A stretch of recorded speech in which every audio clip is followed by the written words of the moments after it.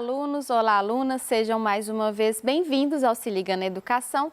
Eu sou a Débora, professora de Química, e hoje nós vamos dar continuidade aos modelos atômicos, ou seja, as questões históricas e características históricas que levaram os cientistas a propor diversos modelos, ok? Então, como objetivo dessa aula de hoje, nós vamos então reconhecer as características e os eventos que levaram historicamente aos cientistas proporem os modelos. Então, nós vamos trabalhar com o modelo de Rutherford e o modelo de Bohr. Então, esse conteúdo está englobado na semana 3 e 4 do PET volume 3 do primeiro ano do ensino médio, ok? Bom, nós paramos no modelo atômico de Thomson. Nós vimos que ele era capaz de sanar os experimentos elétricos que tinha na época. Foi proposto ali por volta de 1903, certo? Só que o modelo atômico de Thomson, ele também tinha dificuldades, ou seja, ele também tinha problemas. E nós vamos começar a partir daí, ok? Então, vamos ler aqui. Então, o modelo atômico de Thomson, ele não explicava como os elétrons não sofriam repulsão entre o átomo. Imagine vocês que ali dentro tinha, dentro do átomo, né, então aquela esfera maciça com a carga positiva totalmente distribuída, né, ali na esfera, e ali havia incrustado então essa carga negativa. Como que um elétron não sofria repulsão dentro do próprio átomo? Então essa era uma explicação que Thomson não tinha. Outra questão que também foi levantada sobre o modelo atômico dele é que os elétrons teriam a capacidade de se deslocarem de forma acelerada, emitindo radiação eletromagnética em determinadas frequências. Então, já era observado naquela época, já haviam feito experimentos onde comprovavam que o elétron ele tinha, então, uma aceleração e que ele emitia, então, ondas eletromagnéticas. E pelo modelo atômico de Thomson, não era possível ver esse tipo de característica no átomo. Bom, então nós chegamos agora em 1909, onde Rutherford estava orientando dois outros estudantes, né, cientistas também, que faziam experimentos com feixe de partículas alfa, tentando prever as suas trajetórias. O que eram partículas alfa para aquela época? Então, partículas alfa, eu vou usar esse exemplo do átomo de hélio. Então, dentro do modelo de Thomson, nós temos então a esfera maciça com a carga positiva distribuída e dois elétrons, certo? Incrustados nele. Então, esse era o átomo de hélio, né, dentro das características do modelo de Thomson. Então, segundo esse modelo, uma partícula alfa, seria uma partícula sem esses elétrons. Ok? Então, eu tiro esses elétrons, o que sobra é minha parte positiva, eles chamavam isso de partícula alfa, ok? Hoje em dia, nós já temos uma ideia melhor do que seria a partícula alfa, mas nós só vamos falar disso no final, ok? Bom, então, qual que foi a base teórica para a formulação dessa teoria? Então, primeiro, eles consideraram a força coulombiana, ou seja, a força de atração e repulsão entre cargas elétricas. O que é essa força, o que essa interação diz? Que se eu tenho, então, cargas iguais, eu tenho que elas se repelem. Se eu tenho cargas diferentes, elas se atraem. E o que vai influenciar nessa força? Vai ser justamente a distância entre elas. Quanto maior a proximidade, quanto menor a distância entre essas partículas, maior é a força que elas exercem. Então, se são partículas iguais e elas estão muito próximas, elas vão se repelir com muito mais força. Se elas são partículas diferentes e estão muito próximas, elas vão se atrair com muita força. Lembrando que estamos falando de distâncias, gente, entre átomos, entre partes de um átomo. Então, realmente são distâncias muito pequenas. Ok? Bom, outra parte dessa base teórica eram os cálculos de ângulos de desvio das partículas alfa. Então, com base nessa fórmula da força coulombiana, era possível então calcular justamente esses desvios que as partículas alfa poderiam sofrer ao interagir com outras cargas, ok? Bom, o modelo de Thomson, né, a carga positiva, ela estava uniformemente distribuída no átomo. Sendo assim, não haveria, então, uma grande interação entre a partícula alfa com o átomo. Uma vez que a parte positiva, como ela está uniformemente distribuída, eu não teria, então, essa repulsão muito forte. Então, ele não sofreria, então, grandes desvios quando a partícula alfa entrasse em contato com o átomo. Bom, Rutherford, né, analisava justamente o espalhamento de partículas alfa. Então, ele fazia estudos tentando compreender como que eram esses graus de espalhamento das partículas, principalmente em relação ao ar e ao vácuo. Então, ele percebia que, segundo a teoria, segundo a hipótese que ele levantou, o espalhamento no ar vai ter um maior ângulo de espalhamento do que no vácuo. Por quê? A partícula alfa deve interagir com o átomo presente no ar atmosférico e isso fará com que aumente esse ângulo de dispersação. Enquanto que no vácuo não existe matéria, então não deveria haver, então, ali um espalhamento desse raio, ok? Então, o que ele propôs? Ele propôs um experimento onde ele colocava um anteparo, uma folha bem fina de ouro, para simular as partículas do ar que deveria ter aqui no nosso ar. E fazia a emissão dessas partículas alfa sobre essa folha e tentava calcular, então, esses ângulos. Então, anteriormente, antes dele fazer o experimento, o cálculo teórico que foi feito indicava que essas partículas deveriam sofrer ali uma variação de ângulo em torno ali de 3, 4, 5 graus no máximo. E aí ele fez então um experimento para verificar se a sua hipótese estava correta. Bom, aqui nós temos o experimento. Então vamos comigo? Então aqui eu tenho a fonte de partícula alfa, ou seja, a fonte onde vai ser emitida essas partículas. Essas partículas elas são radioativas. Elas têm ali tem um orifício, ali tem uma pequena abertura, muito pequena, para que direcione esse feixe em linha reta, ou seja, de forma linear. O anteparo de ouro, que foi com uma lâmina muito fina, onde eles acreditavam que tinha ali em torno de 3 sequências de átomos formando ali a placa. Então, eles fizeram os cálculos bonitinho e identificaram ali essa variação, essa quantidade ali de linearidade dos átomos de ouro. E foi construído em volta dele uma espécie de placa com uma substância fluorescente, ou seja, quando a partícula alfa tocasse nesse raio, né, nessa parte que circulava ali a placa de ouro, ela ia brilhar. Então, o cientista ia conseguir ver calcular o ângulo. E toda essa placa, ela era graduada, então ela tinha os valores de ângulos corretos. Então, por isso que era possível verificar a angulação ali da luz que fosse aparecer, ok? Então, o que ele observou? Ele observou que grande parte das partículas passava direto. Então, simplesmente não sofriam essa dispersação ou simplesmente sofriam poucas. Mas a grande maioria conseguiu atravessar a placa de ouro, o que não era o previsto. E outra coisa, algumas partículas alfa simplesmente tocavam na placa de ouro e voltavam, ou seja, sofriam um desvio muito grande. Eles eram impedidas então ali e sofriam esses desvios. Então, eu tenho esse desenho aqui para representar justamente isso. Então, eu tenho o roxinho, né, que são as partículas alfa, que é justamente a parte positiva também dos átomos de ouro, que estão representados por essas bolinhas amarelas. E aqui vocês percebem que as partículas, elas passam direto e quando elas sofrem interação com o núcleo das partículas do ouro, ou seja, dos átomos de ouro, elas sofrem, então, esses desvios, ok? Então, olha só, Rutherford, então, elaborou, diante desse experimento, uma explicação análogo ao modelo planetário vigente da época.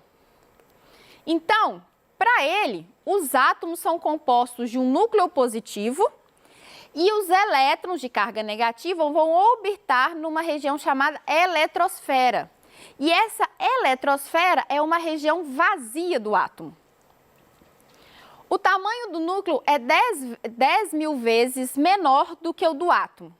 Nós costumamos fazer analogia, para vocês alunos terem uma ideia, é como se tivesse uma pulga no centro de um estádio de futebol. Então, a pulga seria o meu núcleo, enquanto que o estádio de futebol seria o átomo.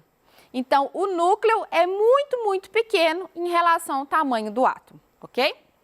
O núcleo, ele tem a maior parcela de massa do átomo. A massa do elétron é muito menor que a do núcleo. Então, além do núcleo ser muito pequeno e essa eletrosfera, a região onde não tem partícula muito grande, o núcleo ainda detém a maior parte da massa que representa aquele átomo. Então, o núcleo detém ali essa massa e ele é a partícula positiva, a parte positiva presente no átomo, enquanto que a eletrosfera é onde tem os elétrons que vão circulando ou estariam parados, ainda não estava muito definido isso nessa época, na eletrosfera. Bom, o modelo de Rutherford, ele não era capaz de explicar, por exemplo, a estabilidade do núcleo do átomo. Porque se o átomo era feito de partículas positivas, por que os átomos positivos, ou seja, as cargas positivas, não se repeliam e destruiriam o átomo? Bom, então o modelo de Rutherford não conseguia explicar esse fenômeno. Os elétrons na eletrosfera não são atraídos pelo núcleo, então esse era um outro ponto que o modelo de Rutherford também não conseguia explicar. Porque se a distância entre o elétron e o núcleo é tão pequena, né, nós estamos falando de distâncias no modelo micro, né? Então, se essa escala é tão pequena, por que não existe, então, uma atração entre a carga negativa e positiva e também destrói o átomo? Rutherford também não conseguia explicar. E pelo conhecimento da época, as cargas em movimento liberavam energia eletromagnética. O que isso quer dizer? Que se os elétrons estivessem em movimento ali dentro do átomo, eles deveriam liberar energia em forma de uma onda eletromagnética, o que faria com que eles perdessem energia, até com que eles fossem perdendo energia, perdendo energia, perdendo energia e chocassem com o núcleo e destruíssem o átomo. Se elas ficassem paradas na eletrosfera, os elétrons estivessem parados, ia acontecer então a atração entre o núcleo positivo com o elétron negativo e ia destruir o átomo do mesmo jeito. Então, o modelo de Rutherford, mesmo no momento que ele foi proposto, ele já foi proposto com sérios problemas para poder responder esses questionamentos. Bom, em 1932, James Chadwick estabeleceu a teoria da subpartícula do nêutron. Então, através de um experimento, ele conseguiu comprovar que, além da parte positiva presente no núcleo, existia uma terceira subpartícula chamada nêutron, que era de carga, que não tinha carga, que justamente fazia com que essas partículas positivas não sofressem repulsão dentro do núcleo, ok? Diante disso, galera, nós temos aqui o valor, então, da massa do meu átomo, sendo representado pela soma do número atômico mais o número de nêutrons, que é justamente o meu núcleo. Os números de elétrons, então, de uma partícula de um átomo neutro, é o número de elétrons é exatamente o número de prótons. Então, o número de prótons sendo o número atômico, ambos seriam iguais ali, ok? E quando eu tenho íons, é quando eu tenho perca ou excesso de elétrons, ok? Então, os íons representam justamente essa perca ou excesso de elétrons. Eu vou pular essa atividade, vou dar então o modelo de Bohr e tendo tempo eu volto para fazer ela com vocês, ok? Se não tiver tempo, na semana de acolhimento a gente trabalha com ela. Bom, Niels Bohr, então, ele pega essa teoria que Rutherford elaborou e ele pensa em justificativas que pudessem explicar justamente o porquê que a estabilidade do átomo no modelo de Rutherford. Como Bohr não tinha condições naquele momento de fazer experimentos que comprovassem a sua teoria, ele colocou a sua teoria em forma de postulado, assim como Dalton. Posteriormente, outros cientistas conseguiram elaborar, então, experimentos que fossem capazes de reafirmar esse modelo que Bohr estabeleceu. Então, ele estabeleceu os seguintes postulados. Primeiro, os elétrons nos átomos movimentam-se ao redor do núcleo em trajetórias circulares chamadas de camadas ou níveis. Então, ele estabeleceu que os elétrons eles estão em movimento na eletrosfera e que cada elétron ele vai estabelecer ali esses níveis que eles vão chamar de camadas, ok? Bom, cada um desses níveis tem um valor determinado de energia. Então, cada nível representa uma quantificação energética, existe um valor energético. E esse valor, ele vai aumentando à medida que eu me aproximo do núcleo, ok? Então, se eu estou próximo do núcleo, eu vou aumentando, então, esse valor energético de cada uma desses níveis. Um elétron, ele não ocupa dois níveis ao mesmo tempo. Ele pode passar de um nível para o outro, o nível de menor energia para o de maior energia, absorvendo energia externa. Então, por algum motivo, ele absorve energia externa do ambiente, ele é excitado, passa por uma camada mais energética. Depois, o que vai acontecer com ele? Ele vai liberar essa energia extra e voltar para sua camada de origem. Então, o retorno do elétron se dá com a liberação de energia. Bom, aqui eu trouxe dois exemplos justamente para poder vocês entenderem isso. Então, eu tenho aqui a parte positiva, que é o núcleo, e o elétron que está representado de rosa. Quando ele sobe de nível, quando ele aumenta o nível, aqui ele está se afastando do núcleo, mas é só para a gente poder entender essa passagem. Então, quando ele está ali absorvendo energia, ele muda de uma camada para outra. Quando ele volta, quando ele libera essa energia em forma de ondas eletromagnéticas, ele justamente retorna para a sua camada de origem, ok? E isso faz com que essa liberação de energia. O que acontece, né? É justamente isso que acontece com os fogos de artifício, com as luzes de neon. Essa luz que é proporcionada ali é justamente esse movimento que o elétron faz de excitação e liberação de energia. E aí cada átomo vai fornecer uma cor, né? Ou seja, vai dentro do espectro, vai liberar uma determinada frequência que vai identificar então ali uma cor. Então é justamente essa explicação de Bohr é que justifica então esses fenômenos, ok? Vamos voltar naquele exercício, então, que eu deixei para trás? Naquele exercício, nós vamos trabalhar um pouquinho sobre massa, nêutron, elétron e íons, ok? Vamos fazer rapidamente aqui? Então, olha só, ele está falando que o átomo, ele tem 138, 56 e uma carga de mais 2. O que isso quer dizer, gente? Isso quer dizer que o maior número vai representar para mim a massa. O menor número, o número atômico. A massa é representada pela letra A e o número atômico representado pela letra Z. Aqui nós estamos falando de cargas, estamos falando de elétrons. E os nêutrons? Bom, pela fórmula nós vimos que a massa do átomo é igual ao número atômico mais o número de nêutrons, certo? Se eu sei que a massa é 138 e que o número atômico, né, ou seja, a parte de prótons ali é 56, eu consigo fazer o cálculo isolando o N. Aqui eu vou ter, o N vai ser igual a 138 menos 56. Isso daqui vai me dar 82. Então, 82 é o número de nêutrons. Ok? Qual que é a carga? Bom, o número atômico vai representar para mim tanto o número de prótons quanto o número de elétrons, desde que esse átomo estivesse neutro. Como ele tem um excesso de carga positiva, ou seja, ele tem duas cargas positivas sobrando, o que aconteceu? Ele perdeu 2 elétrons, certo? Então, se o número de prótons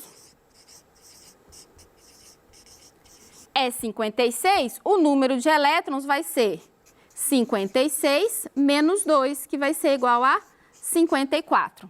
Então, se olharmos aqui nas respostas, nós vamos ter o número de prótons 56, o número de nêutrons 82 e o número de elétrons 54. Então, a resposta certa vai ser a letra B, ok? Bom, gente, apesar de falar um pouquinho mais corrido agora no finalzinho, eu quero agradecer a todos por essa aula. Caso tenha ficado alguma dúvida, deixe aqui nossos canais de comunicação a sua dúvida e vamos tirar a sua dúvida no ao vivo, ok? No Tira Dúvidas, não se esqueçam. Então, se ficou alguma dúvida com relação a todo o conteúdo, não deixe de enviar a sua dúvida nos canais de atendimento aqui do Se Liga da Educação.